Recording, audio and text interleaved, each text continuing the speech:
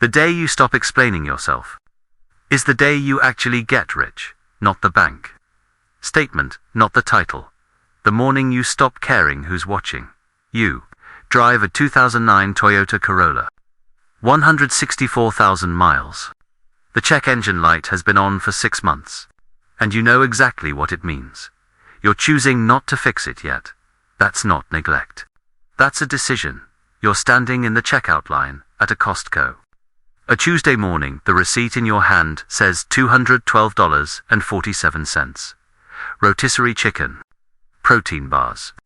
A 40-pack of paper towels. Same cart you always push. Same faded grey hoodie.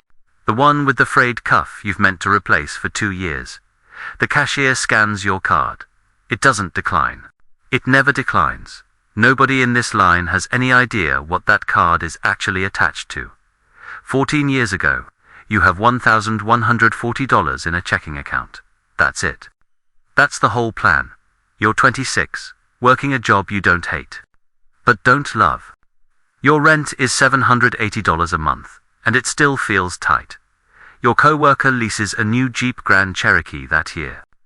You watch him pull into the lot every morning. He talks about the leather seats. You say nothing. You buy a used vending machine instead. $600, off Craigslist. From a guy retiring out of the business. It sits in your garage for 3 weeks before you place it. Is this stupid? You ask yourself that at 11 p.m., standing over a spreadsheet. Nobody validates the decision. Nobody even knows you made it. The first location says no. The second says maybe. The third, a tire shop off Route 9, says yes. For $40 a month in rent, your first week of sales, $61. You do the math twice. It's barely worth the gas to drive there. Status is loud. Wealth is quiet. You learn that sentence before you can afford to believe it. Your friend Marcus calls that same month. He just financed a boat. Says, life's too short to wait around. You don't argue. You just nod. And hang up. And put another $200 into a second machine. Nobody at your job knows about the vending route. Your barber doesn't know. Your landlord doesn't know. The IRS knows, eventually. But nobody else does. Not for years. You keep driving the same car. A crack running across the windshield, you never bother to fix it runs. That's enough. This is the part nobody films for social media. The driveway math, the folding table. The coin sorter, running at midnight. This is the part that actually builds something. By month 4, you own 3 machines. $340 a month in profit. After restocking, it's not real money yet. But it's not nothing either. You don't tell anyone. Not because you're ashamed. Because you're not finished, year 2. 6 machines. Now, $890 a month. Steady. You reinvest almost all of it. Not into a car. Not into clothes. Into a 7th machine. Then an 8th. Marcus calls again. This time he needs $1,200. Rent, he says. Just until Friday. You don't hand him cash. You hand him a spreadsheet instead. Show him the vending numbers, the margins, the restock schedule. He glazes over by minute 3. He doesn't want a lesson. He wants a bailout. You give him $300. Not $1,200. Call it a gift, not a loan. No follow-up. No guilt attached. Giving money teaches dependence. Teaching skills builds independence. You believe that now more than you believe almost anything else. By month 19, you discover a small facility, 40 units, 2 hours from home. The owner is retiring, tired, done. Asking price, $210,000. You don't have $210,000. You have $34,000 saved. And a business plan. You learn what a cap rate actually means that spring. Net operating income, divided by purchase price. This facility runs at an 11% cap rate, nearly triple what a bank savings account pays you. The math isn't exciting. The math is just true. You borrow the rest. Bank loan, seller financing. A business partner who wants nothing to do with day-to-day operations, just returns. Your hands shake, signing the closing documents, not from fear. From the size of the number attached to your name. Nobody at your old job knows any of this happened. You still show up Monday morning in the same faded gray HOODIE. Compound interest doesn't announce itself. It just keeps showing up, quietly. Whether you're watching or not, 18 months later, the storage facility throws off $4,100 a month, after debt service. Vending adds another $1,050. You're 28 years old, making more from things that don't require your presence than most people make from things that do. You still drive the Corolla. 164,000 miles has become 201,000. Your barber asks if business is good. You say it's fine. He has no idea what fine actually means in dollars. He never will. Year 4. You're 30 now. Net worth crosses $1.2 million, and you find out, almost by accident, doing year-end taxes at your kitchen table.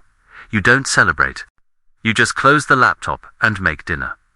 That same year, a car wash comes up for sale 2 towns over. For bays, automated, aging equipment. Asking price, $480,000. You walk the lot twice before making an offer. You notice the vacuum stations bring in almost as much as the wash bays themselves. Quarters, nobody accounts for properly. Revenue per employee is the number that sells you. 2 part-time attendants. Almost everything else runs itself. That ratio is the whole business. Disguised as a car wash. You buy it for $455,000. Seller carries part of the note.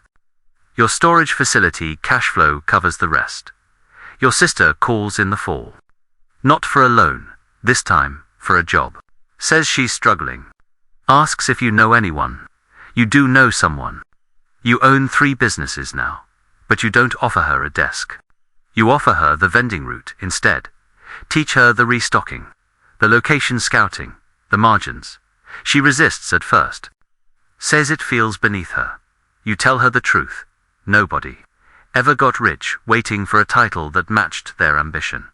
She takes it reluctantly. 6 months later, she's running for machines of her own. The near break comes at Thanksgiving. Your uncle, 3 drinks in, jokes that you're still driving that piece of junk after all this time. Everyone laughs. You almost say it. The number, all of it. 4 businesses. 7 figures. Done quietly while they weren't looking. Almost. You laugh along instead. Say the Corolla still gets you where you need to go. Nobody at that table finds out. Not that year. Not for a long time after. Recognition feels good for exactly 1 sentence. Then, it costs you everything you built in silence. You go home that night and transfer $6,000 into your sister's vending account. No note attached. No explanation. That's the only version of pride you let yourself keep. Year 7. You're 33. The storage facility sells to a regional buyer for $890,000. The car wash gets a buyout. Offer you don't refuse. $1.1 million, combined with the vending route, the rentals, the reinvested cash. Your net worth crosses $4.3 million. On a random Tuesday. In March, you find out standing in a Costco checkout line. Same one. Same cart, rotisserie chicken. Protein bars. A 40-pack of paper towels. Your phone buzzes with the wire confirmation while the cashier scans your card. $212.47. It doesn't decline. It never declines. You don't smile. You don't call anyone. You just tap your card. And grab your receipt. The biggest number of your life lands between the chicken and the paper towels. Nobody in line has any idea. Not the cashier. Not the man behind you complaining about gas prices. Not one person. You drive home in the Corolla. 214,000 miles. Now. The check engine light still glows on the dash. You still haven't fixed it. Status is loud. Wealth is quiet. You learned that sentence in a garage with a $600 vending machine. You still believe it in a driveway with 7 figures of assets behind your name. You pull in, cut the engine, carry the groceries inside, same faded gray hoodie. Same frayed cuff, you never replaced. Nobody built this for an audience. That's exactly why it lasted.